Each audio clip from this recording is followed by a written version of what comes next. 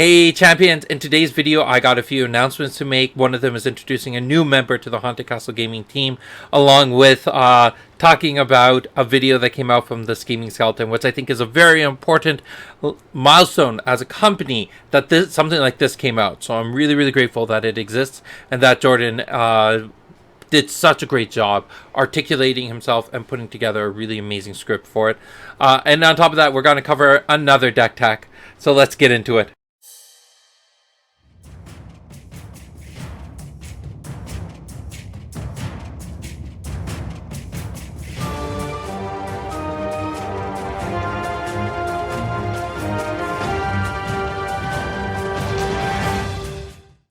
Hey champions, it is Friday. I hope you're having a wonderful day and that you've had a wonderful week so far. It's been crazy. A lot of things have changed and a lot of big updates have occurred. So if you didn't catch the announcement from earlier, Joey from Decks and Drafts is now joined the Haunted Castle Gaming team as our marketing strategist.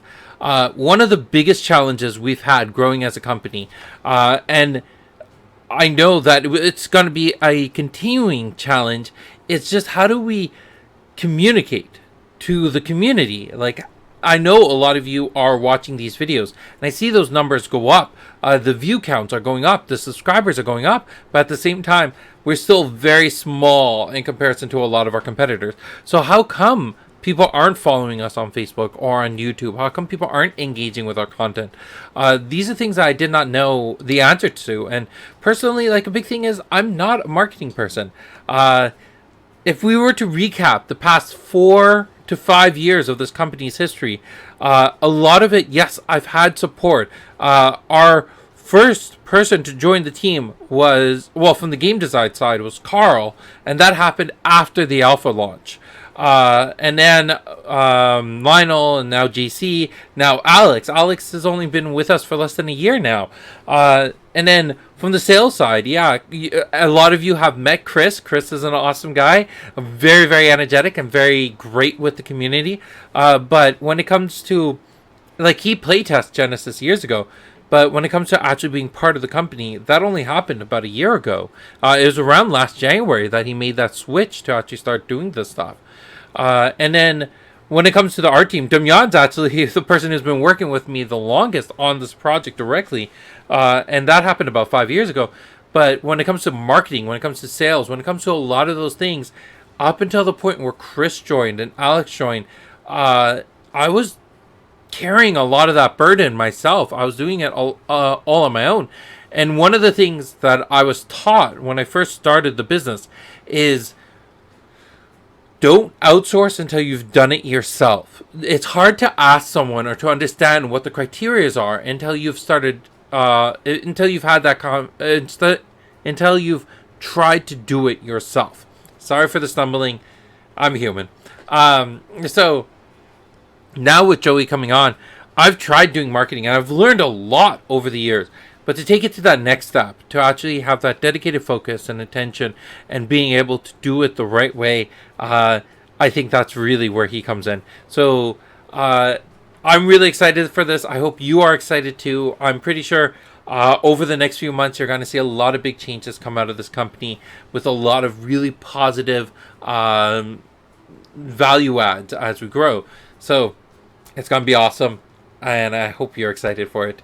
And then the other side, so that happened. The other thing that we need to talk about is the deck tech submission contest. We've got a new submission in, and I definitely want to go over another deck today.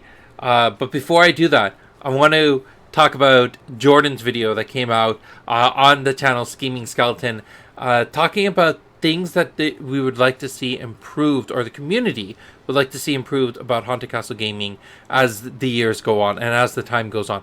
And that's the big part about it. I am okay and I'm perfectly comfortable with this idea of people talking about what they want to see improved with the game, where they want to see the future look like, and the things that they dislike about the game and they want to see resolved. We've been having this conversation over and over and over again. The thing I want the community to be aware of is that this isn't going to be a simple process. This isn't going to be a one and done. All of a sudden, everything is perfect. No, it's going to take time. It's going to take effort. It's going to take iterations. We're going to make mistakes. And I talked about this a lot during the Kickstarter, is that those early years, we made so many mistakes. A lot of that was on my own dollar. So when I made those mistakes, yes, it sucked, but the only person I was accountable to was myself. I knew that if the company was to fail, that's okay, because the only person I was indebted to was myself. Now, with the Kickstarter funds coming in, I don't want to waste your capital. I don't want to waste your time on this. I want to make sure what we do right.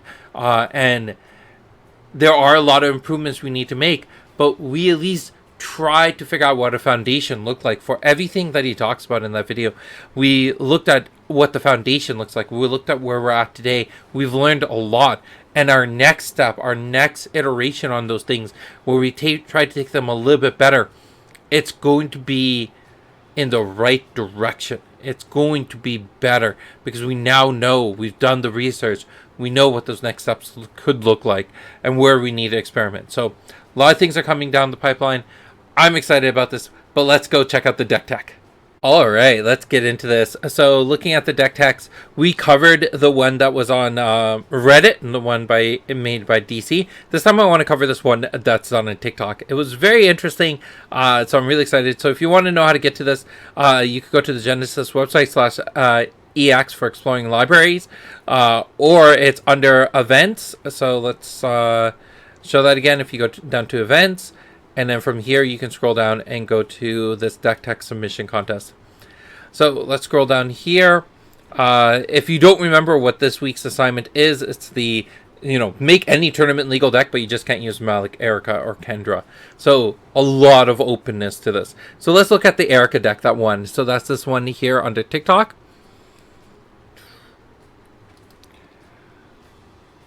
All right. So let's actually get their sound going. So let me see if I can turn this on for you. But let's see, Erica's got 18 health, 150 aura, 0 energy reduction. She's a Thymos and Bellum affiliated character, and she has 2 abilities. The first one is a swift attack for 1, and the second one is an ability that allows her to, for 9 aura, beckon a Baihu, which is one of these, into the battlefield exerted. And that also exerts Erica at the same time. The point of this deck is to mostly be a summoner type, so let's get into it. Okay, so at the 3 chi spot, I've got left hook because honestly, there's... Alright, I'm not going to go through the whole video because I think you should go through that, and just the breakdown is really, really clean. So the things I'm really excited, Xifang. So Xifang's one of my favorite 3 chis because it has such a niche home in the game. There's the right times to use it, the right ways to use it. I don't think everyone appreciates how valuable this card is, especially when it first came out. A lot of people were looking at it and being like, what's the point of this? I can't play with the Baihu that's summoned. So if you don't know what it does, for 5 aura at swift speed, you can beckon a Baihu. It's exerted, all that fun stuff, but at the end of the round, you got to sacrifice it. So the value add with this is it allows you to gain some distance from your opponent in a way that's very surprising and it isn't foreseen a lot. So it's a card that I would highly recommend you trying out. Another thing, like I mentioned before, if you saw the live stream for Exploring the Libraries, and the Goliath Sphinx Eater. I love the Goliath Sphinx Eater. It's one of my favorite 4 chis. I think it has such an interesting niche home. It's so easy to just slip into a timeline, and there's just a lot about it that plays very well in whatever the meta is and whatever you're looking for. So another card that I absolutely love. But the thing that really sold me in this deck, and it also, so when when we were going through our votes of like which decks we want to see win that week, the things that Alex and I had the exact same decks that we voted on, which was Erica for number 1 and then Malik for number 2. So we decided to grant them both the winning slots, one from Alex's side and one from mine. But the thing that really excited me when it came to this deck, not the Sunrise Fox. They're a fun card, but I don't play with them very much. It's these.